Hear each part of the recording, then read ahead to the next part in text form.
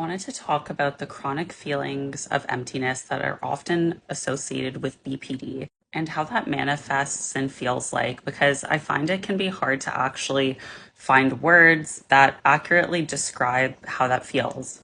It can definitely manifest as almost a depression or a sadness feeling, but not quite, at least all the time. It can definitely flip flop and fluctuate.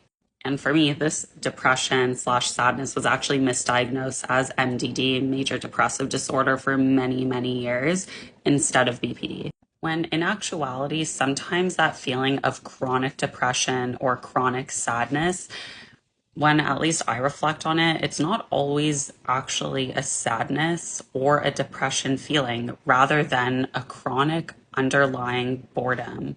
And this is not the like, oh, I'm bored. Like, what should I do? Let me just twiddle my thumbs and like think of things. Like, it's like, this is not your run of the mill. This is you want to crawl out of your skin.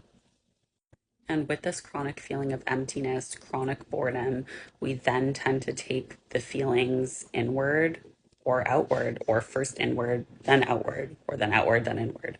Outwardly meaning how this chronic boredom kind of manifests into behaviors and in relation to other people in your life. And this can also tie into risk taking behavior, right? Because when we have such an intense core feeling of boredom, which I believe is really that emptiness, we seek novelty, which can also most times be risk taking behavior in order to satisfy those desires, to fill that void and avoid and evade that boredom and feeling of emptiness at all costs.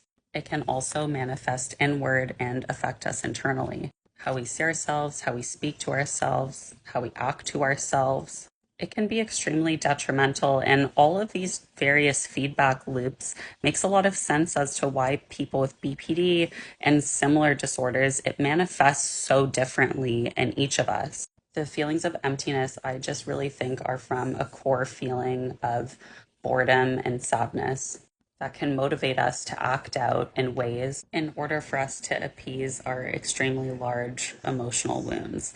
I remember hearing and reading many quotes of like the like that say how people with BPD essentially are like emotional burn victims, and I feel like that could not be more accurate.